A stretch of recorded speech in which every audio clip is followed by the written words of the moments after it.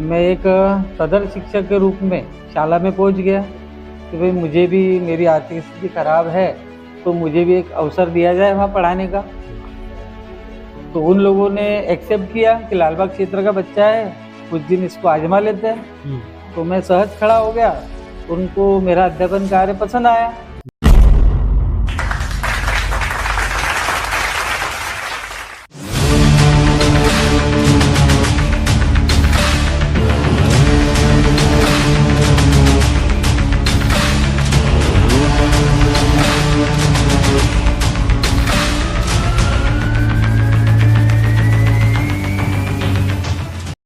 नमस्कार, मैं ऋषभ राज पाठक आपका स्वागत करता हूं लीड लैब के मंच से। जिस प्रकार हम विभिन्न क्षेत्रों के दिग्गजों से आपको मिलाते हैं, उसी प्रकार शिक्षा के क्षेत्र के एक और दिग्गज लालबाग हायर सेकेंडरी स्कूल के प्राचार्य जगन्नाथ सूर्यवंशी सर से आज हम मिलने जा रहे हैं। सर, आपका स्वागत है लीड लैब के मंच पर। Thank you. सर, वैसे तो बुरहानपुर शहर में आपके परिचय की ज़रूरत नहीं है, लेकिन हमारे दर्शकों के लिए एक आपका छोटा सा परिचय। मेरा नाम जगन्नाथ सूर्यवंशी, मैं लालबाग हायर सेकेंडरी स्कूल जो एडेड है गवर्नमेंट से, उसका प्राचार्य हूँ। जी सर। सर, शुरुआत हम क्वेश्चन की करते हैं कि आप अभी जो प्रिंसिपल हैं लालबाग हायर सेकेंडरी स्कूल के, वहाँ तक आपका जो सफ़र रहा बचपन से लेके वहाँ प्रिंसिपल बनने तक, उसका एक छोटा सा रूप हमारे दर्शकों को। मैं मुख्यतः लालबाग क्षेत्र में जो ताप्ती मिल है, श्रमिक क्षेत्र में बनी हुई, वहाँ पिताजी एक श्रमिक थे और बड़ी तकलीफ उठा के उन्होंने मुझे वहाँ तक पढ़ाया। 8वीं के बाद में 9वीं कक्षा के लिए मैं श्री गणेश विद्यालय में मैंने प्रवेश लिया था, विज्ञान संकाय में। फिर वहाँ से कादरिया कॉलेज साइंस कॉलेज में बीएससी किया मैंने, और उसके बाद खंडवा से बीएड की डिग्री लिए। तो इसी अवधि में पढ़ते पढ़ते ही मैं एक सदर शिक्षक के रूप में शाला में पहुंच गया कि भाई मुझे भी, मेरी आर्थिक स्थिति खराब है तो मुझे भी एक अवसर दिया जाए वहाँ पढ़ाने का। तो उन लोगों ने एक्सेप्ट किया कि लालबाग क्षेत्र का बच्चा है, कुछ दिन इसको आजमा लेते हैं। तो मैं सहज खड़ा हो गया, उनको मेरा अध्यापन कार्य पसंद आया। तो बोले बेटा आप कंटिन्यू करो। तो कुछ मानदेय के रूप में 100-200 रुपये 1986-87 में देते थे वो मुझे। तो बोले आपका अपॉइंटमेंट हम जरूर करेंगे, आप अपना ग्रेजुएशन पूर्ण करें। तो मेरा जैसी ग्रेजुएशन पूर्ण हुआ, कोई वैकेंट सीट नहीं थी वहाँ पर, जैसी 93 में खाली हुई उन्होंने मुझे अपॉइंट कर लिया स्कूल ने, जिनका कि आज भी मैं दिल से धन्यवाद देता हूँ संचालकों का। और वहीं से शासन का वेतन भी मुझे शुरू हुआ। एक सहायक शिक्षक के रूप में मैंने पारी शुरू की थी। शुरू में अंग्रेजी और गणित विज्ञान विषयों में मैं पढ़ाने लगा। धीरे धीरे जो तत्कालीन प्राचार्य थे प्रेम नारायण चौकसे जी, उन्होंने मुझे प्रमोट किया कि नहीं, आप बीएससी हो, इंग्लिश भी अच्छी पढ़ाते हो, मैथमेटिक्स भी अच्छी पढ़ाते हो, तो आप थोड़ी हायर क्लास में पढ़ाइए। तो मैंने उनके कहने पर कोशिश शुरू की। साल भर बाद वहाँ परफॉर्मेंस अच्छा रहने लगा, रिजल्ट अच्छे आने लगे। इस प्रकार धीरे धीरे मैं सहायक शिक्षक के रूप में वहाँ स्थापित हुआ। तो अन्य काम भी देने लगे फिर वो जिम्मेदारी वाले। तो इस प्रकार धीरे धीरे जिम्मेदारियां बढ़ते गई और एक वरिष्ठता होती है पद देने के पहले, पद वरिष्ठता के हिसाब से दिया जाता है वहाँ। तो उन्होंने अंत में मुझे 3 साल से प्राचार्य का प्रभार भी दे दिया, जो कि मेरा भी अंतिम वर्ष है स्कूल में। मीन्स इस साल आप रिटायर होने जी वाले हाँ, हैं? मैं रिटायर हूँ। अच्छा सर। आप एक वरिष्ठ शिक्षक हैं और कहीं ना कहीं आपने अलग अलग टाइप के स्टूडेंट्स को देखा।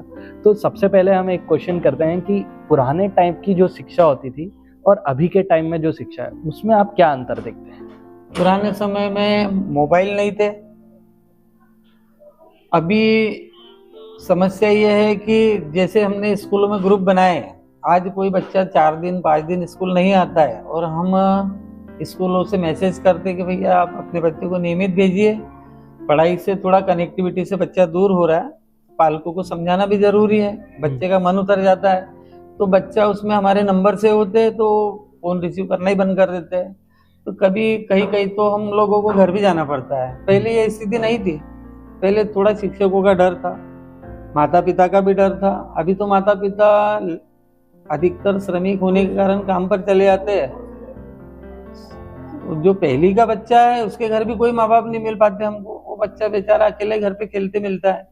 पहली से 5वीं है, 6ठी से 10वीं तक है, और 11 12 के बच्चे तो मोस्टली अधिकतर हाफ डे टाइम भी करते हैं, उसके बाद हमारे स्कूल में पहुंचते हैं या उसके बाद में वर्किंग के लिए जाते हैं। ये स्थिति है। तो न पढ़ाई पे ध्यान दे पाते हैं, न अर्निंग कर पाते हैं, दोनों उद्देश्य उनके अधूरे रहते हैं। बिल्कुल। मीन्स की जो आप लालबाग हायर सेकेंडरी स्कूल है वो श्रमिक क्षेत्र में बसता है, तो वहाँ कहीं ना कहीं आपको स्टूडेंट के साथ दिक्कत होती है, कहीं ना कहीं वो रेगुलर नहीं आते हैं या बहुत सारी प्रॉब्लम्स को आपको फेस करना पड़ता है।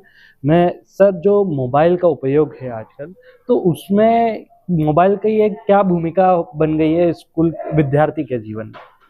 मोबाइल का उपयोग सरकार ने अनिवार्य कर दिया था कोरोना काल में जी, लेकिन कोरोना काल का जैसी वो अवधि समाप्त हुई तो शासन के आदेश भी आ गए कि मोबाइल प्रतिबंधित कर दीजिए। लेकिन उसके बाद भी बच्चा स्कूल में तो मोबाइल नहीं ला रहा, लेकिन घर पे प्रतिबंध नहीं हो पाया। लोगों ने कर्ज ले लेकर एंड्रॉइड मोबाइल ले लिए जी, नेट उसी पे चलाने लगे। अब आज ये स्थिति बनी है कि 10वीं 11वीं का बच्चा फ्रेंड रिक्वेस्ट भेज देता है, तो हम लोग नहीं चला पाते, फिर फेसबुक नहीं चलाएंगे, स्नैपचैट नहीं चलाएंगे, इंस्टाग्राम नहीं चलाएंगे। हमको मालूम है कि हमारे कहीं ना कहीं विद्यार्थी वहां पर भी है जो रिक्वेस्ट भेज देते हैं, वो लड़का हो या लड़की हो।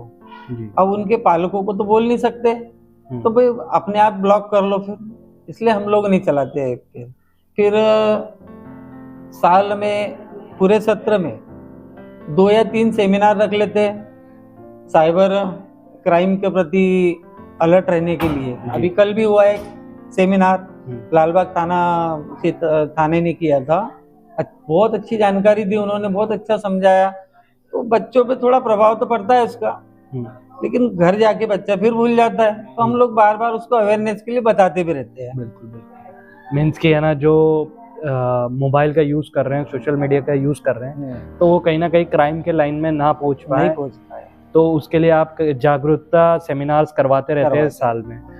सर जैसे कि जो हमारी शिक्षा है और विद्यार्थी है, ऐसा विद्यार्थी में कौन से गुण होना चाहिए कि वो अपने लाइफ में सफल हो? आपने तो कई बच्चों को सफल होते हुए देखा होगा और कई विद्यार्थी आपके सफल भी हुए होंगे, तो अगर आप चाहें तो उनका नाम भी साझा कर सकते हैं। बिल्कुल। ये पहला नाम तो आपके संचालक है आसिफ सर, बहुत स्ट्रगल किया है उन्होंने, और मेरी उनकी बात भी होते रहती है बीच बीच में कि मैंने उनसे एक बार कहा भी था कि आप जो ये काम करते हो ना, बहुत अच्छा करते हो, बहुत लेबर करते हो, क्योंकि इसका सबसे मेन एक ही है दिमाग में कि सफलता का कोई शॉर्टकट नहीं होता। आपको सफल बनने के लिए एक एक इंच चलना ही पड़ेगा, तो आप शिखर पे जाओगे जी। और वही बात आज आसिफ सर जैसे कुछ लोगों में देख रहा हूँ, बहुत सफल हुए, बहुत खुशी होती है ऐसे बच्चों को देखा तो। सर ऐसे कौन से गुण होना चाहिए एक विद्यार्थी में जो उसको सफल बनाए पढ़ाई के साथ साथ?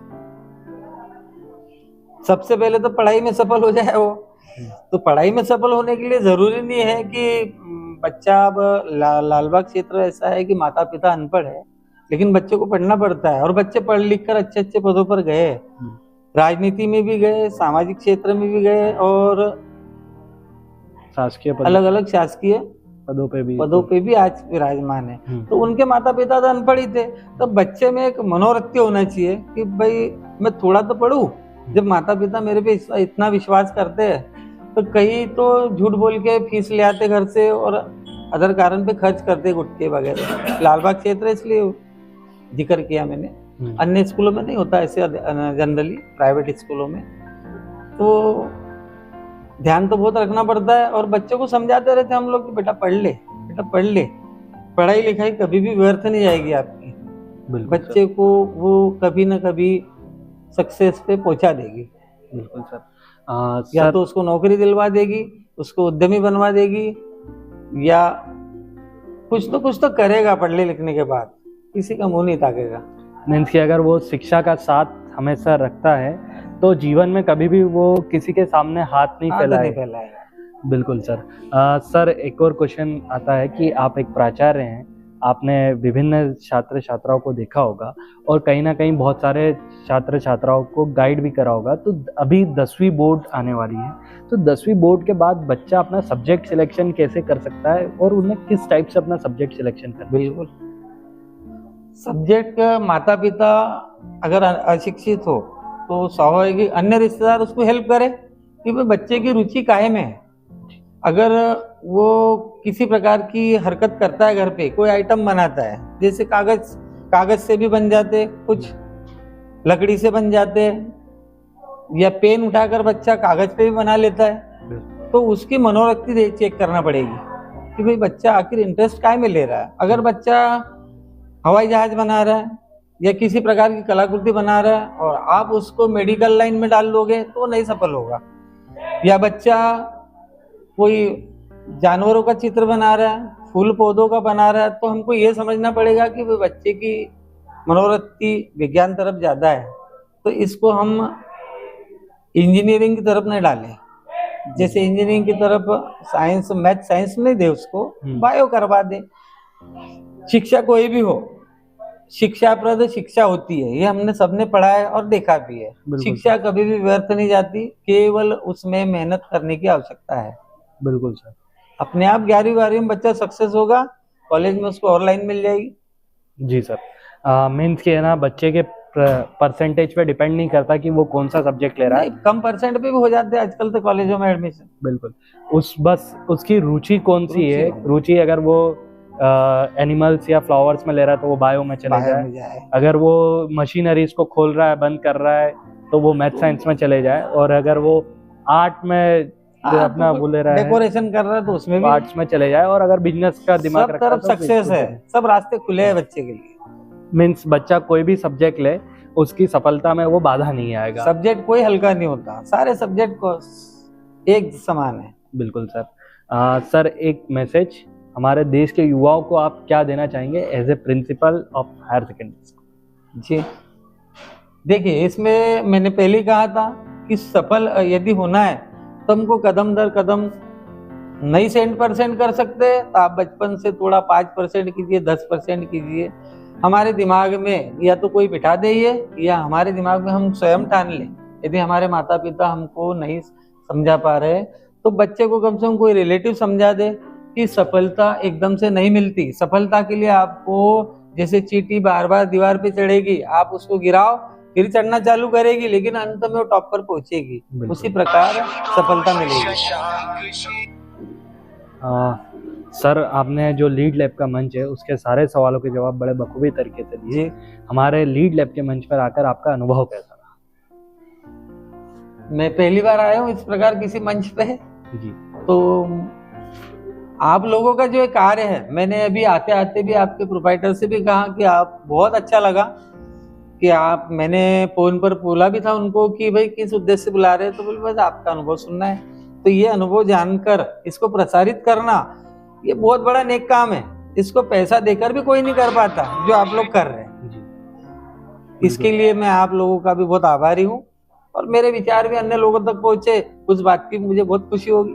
बिल्कुल सर। सर हमारी टीम को भरोसा है कि हमारे जो भी युवा हमारे दर्शक है और साथ ही विद्यार्थी हैं, वो जिस भी सब्जेक्ट में अपनी रुचि रखते हैं उस सब्जेक्ट में अपना 100% देंगे, और आपकी बात को सुनने के बाद वो अपनी शिक्षा को कभी छोड़ेंगे नहीं और अपने जीवन में सफल होंगे। सर आपका बहुत बहुत धन्यवाद। धन्यवाद।